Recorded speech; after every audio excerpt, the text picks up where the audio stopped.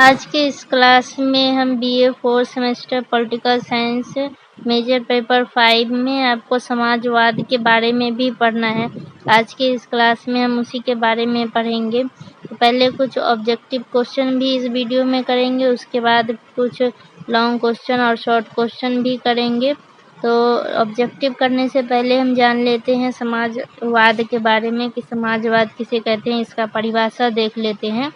तो समाजवाद एक ऐसी आर्थिक और राजनीतिक विचारधारा है जिसमें यह माना जाता है कि समाज के जरूरी साधनों जैसे कि फैक्ट्री, मशीन, जमीन, बड़े उद्योग का मालिक पूरी जनता या सरकार होनी चाहिए, न कि कुछ गिने चुने अमीर लोग। तो अगर हमें एक लाइन में इसका परिभाषा बताए तो वो होगा कि समाजवाद वह प्रणाली है जिसमें समाज के साधनों पर सबका हक होता है और सबको बराबरी से सुविधाएं देने की कोशिश की जाती है।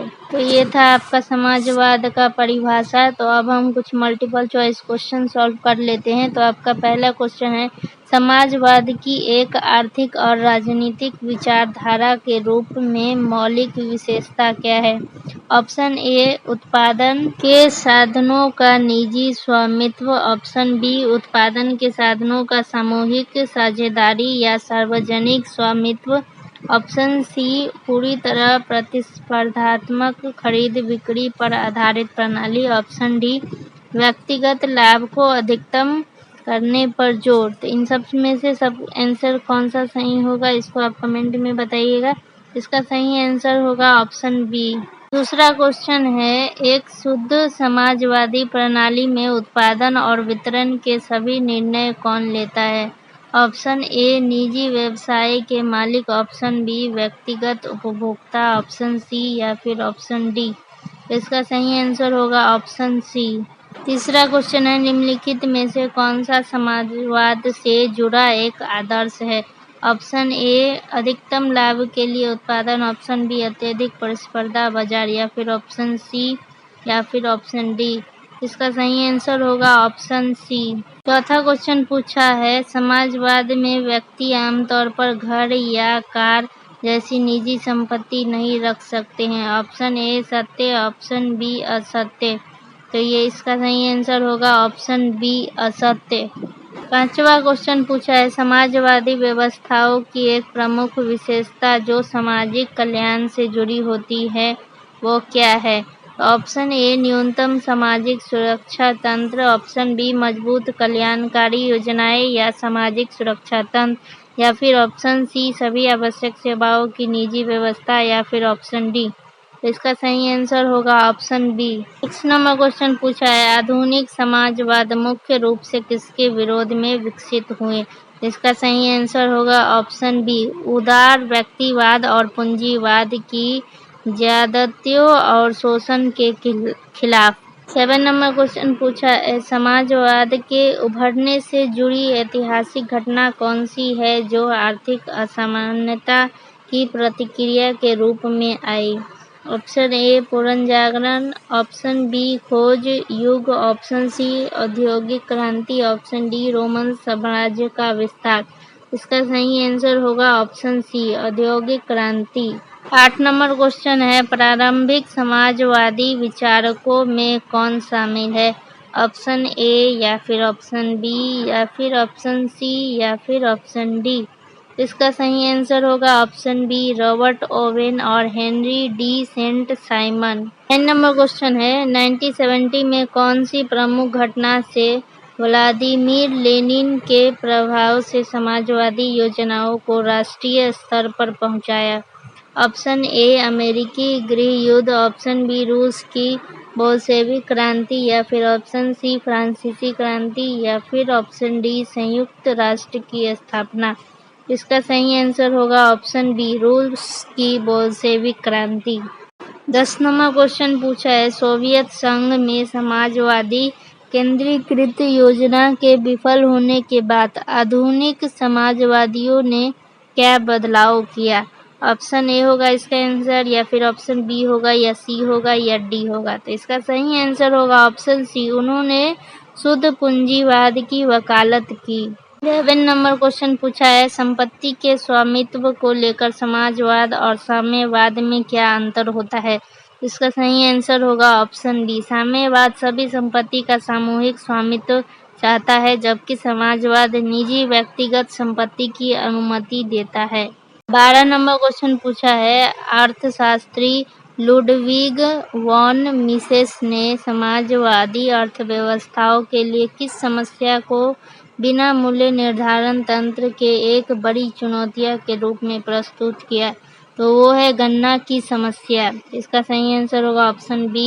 13 नंबर क्वेश्चन है, आज की अधिकतर पूंजीवादी अर्थव्यवस्थाओं में कुछ समाजवादी तत्व होते हैं, जिससे उन्हें अक्सर मिश्रित अर्थव्यवस्था कहा जाता है। इसका ऑप्शन ए सही होगा, सत्य है ये। 14 नंबर क्वेश्चन है, समाजवाद से मुक्त बाजार की ओर जाने की प्रक्रिया में निजीकरण का क्या अर्थ होता है? इसका सही आंसर होगा ऑप्शन बी, स्वामित्व अधिकारों को सार्वजनिक संस्था से निजी व्यक्ति को सौंपना। 15 नंबर क्वेश्चन पूछा है, निम्नलिखित में से कौन सा देश एक समाजवादी सरकार के रूप में जाना जाता है जो कई प्रमुख उद्योग का राष्ट्रीयकरण करता है, लेकिन कुछ आर्थिक क्षेत्रों में उदारीकरण की दिशा में कदम भी उठाता है? इसका सही आंसर होगा ऑप्शन सी, चीन। तो अब हम कुछ शॉर्ट क्वेश्चन भी सॉल्व करेंगे। तो आपका पहला क्वेश्चन है, समाजवाद का मुख्य विचार व्यवसायों के स्वामित्व को लेकर क्या है? इसका उत्तर आपको लिखना है, उत्पादन के साधनों का सामूहिक या सार्वजनिक स्वामित्व। दूसरा क्वेश्चन है, समाजवाद किस तरह की संपत्ति के वितरण का लक्ष्य रखता है? इसका उत्तर आपको लिखना है, न्याय संगत या समान वितरण। तीसरा क्वेश्चन है, क्या समाजवाद औद्योगिक क्रांति की प्रतिक्रिया के रूप में आया था? तो इसका उत्तर होगा हाँ। यह क्वेश्चन है, एक प्रसिद्ध प्रारंभिक समाजवादी विचारक का नाम बताइए। तो उसमें उत्तर आपको लिखना है, रॉबर्ट ओवेन। पांचवा क्वेश्चन है, 1917 की कौन सी बड़ी क्रांति ने समाजवादी विचारों को राष्ट्र स्तर पर पहुंचाया? तो ये तो हम अभी ऑब्जेक्टिव क्वेश्चन में भी देखे थे, तो इसका उत्तर आपको लिखना है, रूस की बोल्शेविक क्रांति। छठा क्वेश्चन है, क्या समाजवाद में व्यक्ति अपने निजी सामान जैसे घर या मालिक हो सकता है? तो इसका उत्तर होगा हाँ, निजी संपत्ति आमतौर पर मान्य होती है। सातवां क्वेश्चन है, लोकतांत्रिक समाजवादी आमतौर पर अपने लक्ष्य कैसे प्राप्त करते हैं? इसका उत्तर होगा, लोकतांत्रिक प्रक्रियाओं या चुनाव के माध्यम से। आठवां क्वेश्चन है, पूंजीवाद और समाजवाद के संदर्भ में मिश्रित अर्थव्यवस्था क्या होती है? तो उत्तर आपको लिखना है, यह दोनों का मिश्र होती है, जिसमें बाजार प्रणाली और कुछ सरकारी हस्तक्षेप या सार्वजनिक सेवाएं शामिल होती है। 9वां क्वेश्चन पूछा है, संपत्ति को लेकर समाजवाद और साम्यवाद में एक मुख्य अंतर क्या है? तो वो अंतर आपको लिखना है, साम्यवाद में सभी संपत्ति का सामूहिक स्वामित्व होता है, जबकि समाजवाद में व्यक्तिगत निजी संपत्ति की अनुमति होती है। तो ये है आपका 10वां आज के इस क्लास का आखिरी क्वेश्चन है ये। तो इसमें पूछा है आपको, कल्याणकारी राज्य क्या होता है जो आमतौर पर समाजवादी विचारों से जुड़ा होता है? इसमें आपको उत्तर लिखना है, एक ऐसी प्रणाली जिसमें राज्य व्यापक सामाजिक सेवाएं और सुरक्षा जैसे स्वास्थ्य सेवा, शिक्षा प्रदान करता है। तो ये था आज का कुछ मल्टीपल चॉइस क्वेश्चन, और हम इस क्लास में समाजवाद के बारे में पढ़े और कुछ क्वेश्चन भी सॉल्व किए।